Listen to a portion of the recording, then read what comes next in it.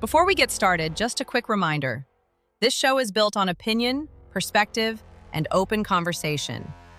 We're going to touch on topics that are tense, complex, and in some cases, uncomfortable. But that's the point. Not everything you hear will line up with your views, and that's okay. The goal here isn't to tell you what to think. It's to get you thinking. Some of what we discuss may come across as blunt, sarcastic, or even a little heated at times. But that's part of real conversation, especially when the stakes feel as high as they do right now. So take what resonates, question what doesn't, and as always, do your own research. There's a feeling right now, and it's hard to ignore once you notice it. It's not just one headline, not just one issue, not just one moment. It's everything stacking at the same time. Global tension, rising costs, political chaos, non-stop media noise. It's like the pressure just keeps building and nobody's quite sure where the release valve is. And what makes it worse is the disconnect.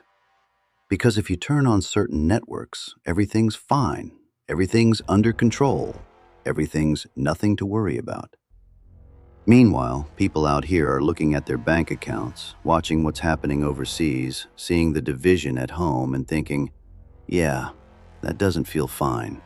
And that gap, that space between what we're being told and what people are actually feeling, that's where the tension lives.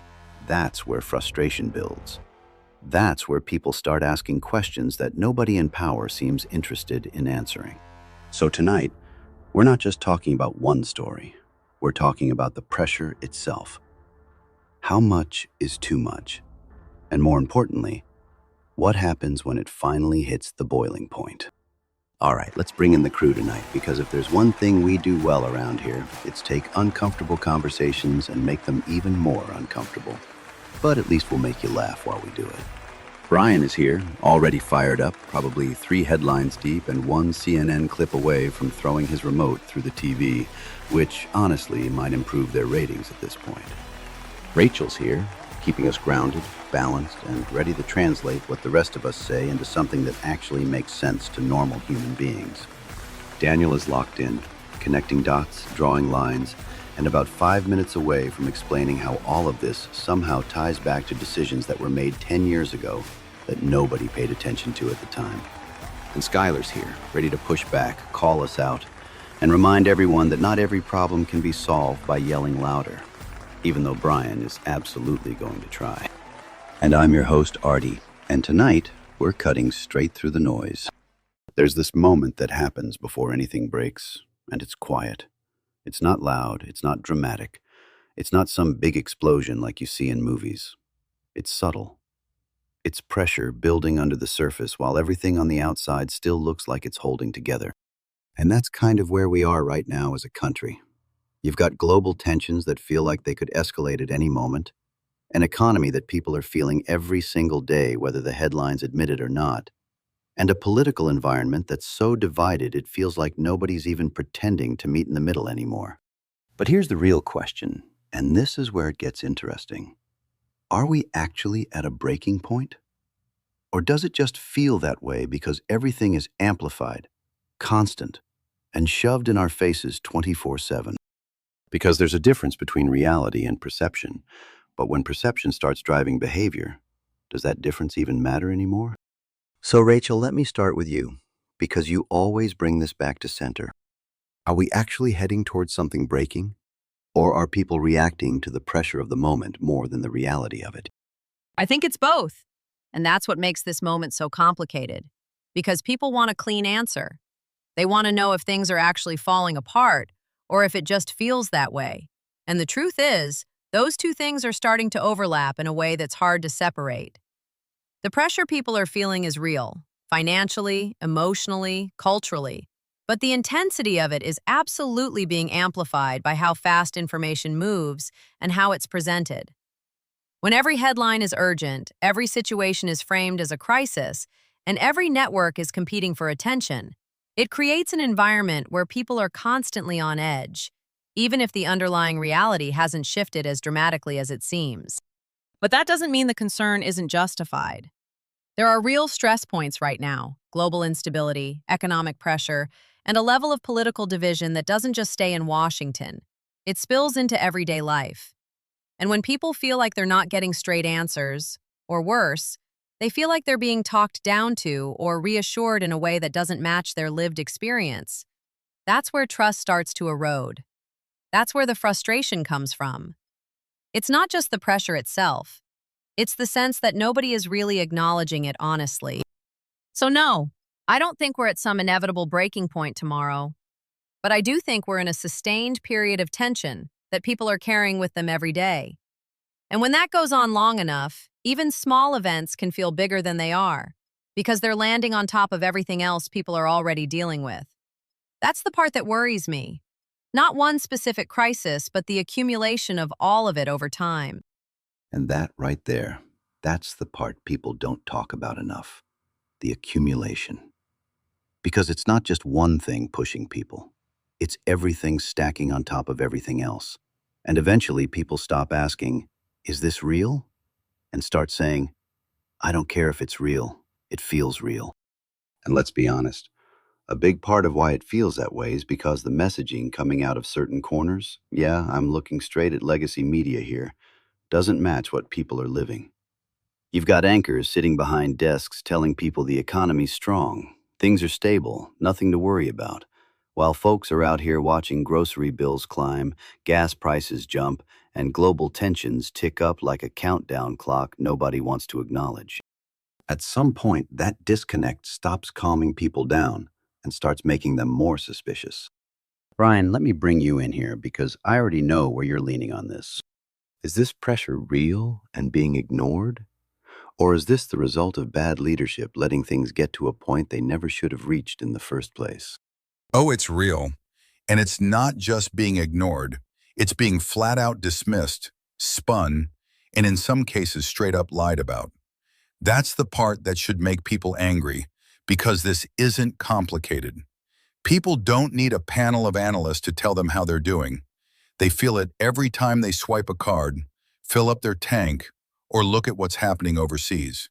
And when you've got politicians and media figures telling them, no, everything's fine, trust us, that's not reassurance.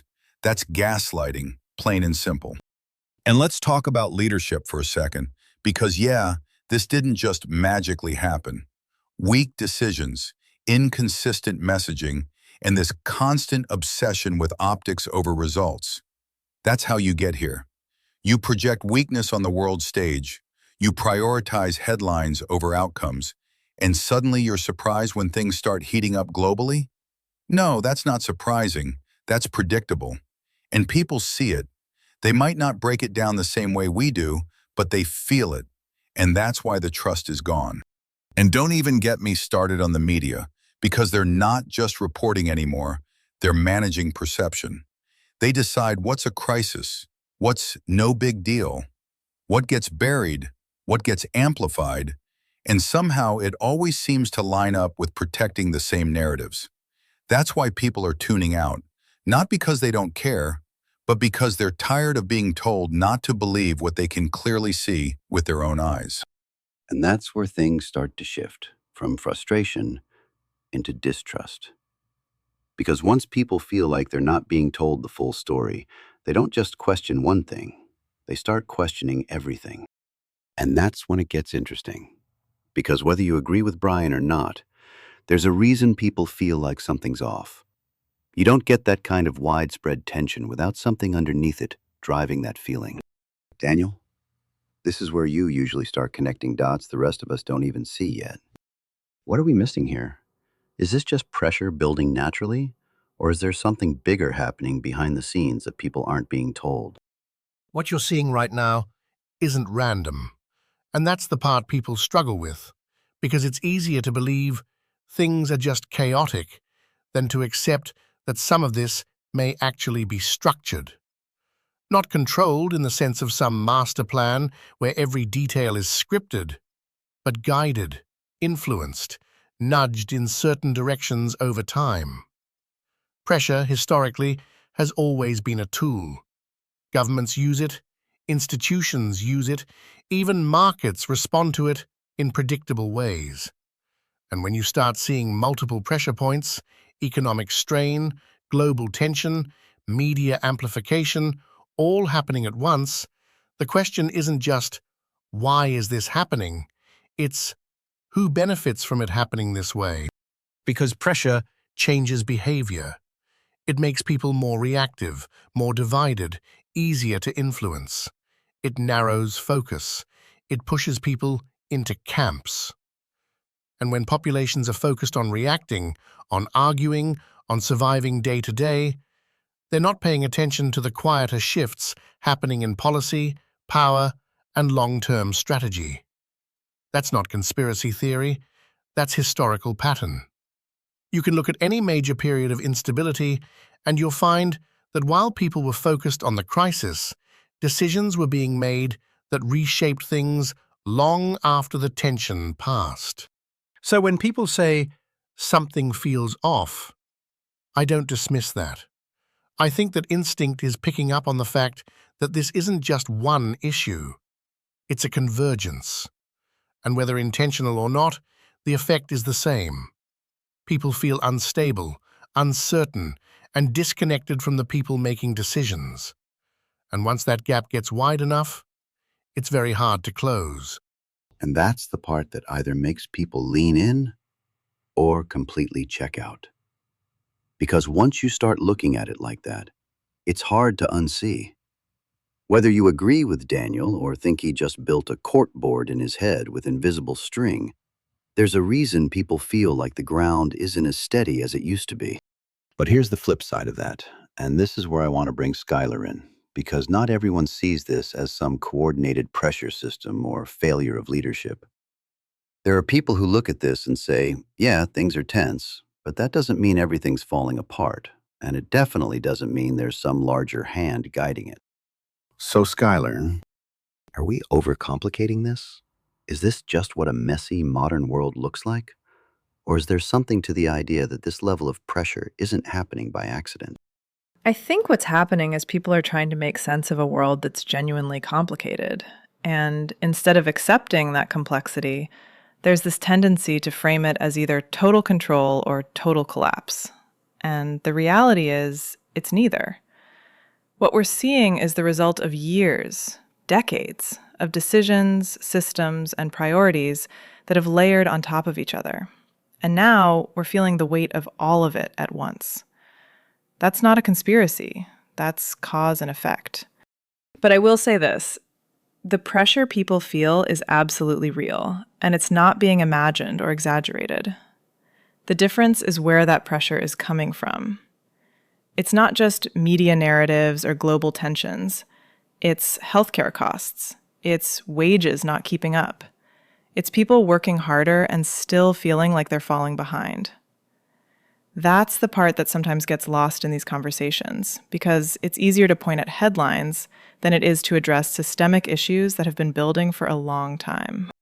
And I think where I push back a little is the idea that this is about perception versus reality. For a lot of people, this is their reality. The stress, the uncertainty, the feeling that things are harder than they used to be, that's not media-driven. That's lived experience. So instead of asking, is this real or not, maybe the better question is why so many people feel like they're carrying more weight than they should be in the first place, and what's actually being done to fix that. And that right there, that's the full picture. You've got pressure coming from every direction, and depending on where you're standing, it looks completely different. For some, it's leadership failure. For others, it's systemic buildup. For some, it's media distortion. For others, it's lived reality hitting harder than it used to. But no matter how you slice it, the pressure itself is real. And maybe that's the takeaway tonight, not whether this is controlled or chaotic, not whether it's perception or reality, but the fact that people across the board feel it. And when that many people feel something at the same time, you can't just dismiss it, spin it, or smooth it over with talking points. Because eventually, pressure doesn't just sit there. It forces change. The only question is, what kind of change, and whether it happens by design or by breaking point. All right, before we move on, I got to tell you about something we've been working on behind the scenes. And yeah, this one fits tonight's conversation perfectly. If you've been listening and thinking, yeah, something feels off, and I'm tired of pretending it doesn't, then you're gonna like this. The Data and Dissonance merch line is built for exactly that mindset. People who aren't just going along with the noise, who ask questions, and who aren't afraid to stand a little different. We've got everything from hoodies and tees to hats, mugs, and even the coffee line. High Lakes Light Roast, Rock Creek Medium, and Bitterroot Dark French Roast. So whether you're waking up, winding down, or just trying to survive the news cycle without throwing your phone across the room, we've got you covered. And let's be honest, if you're going to deal with all this pressure, you might as well do it in something that actually says what you're thinking without you having to say a word. Check it out at the Data and Dissonance merch store.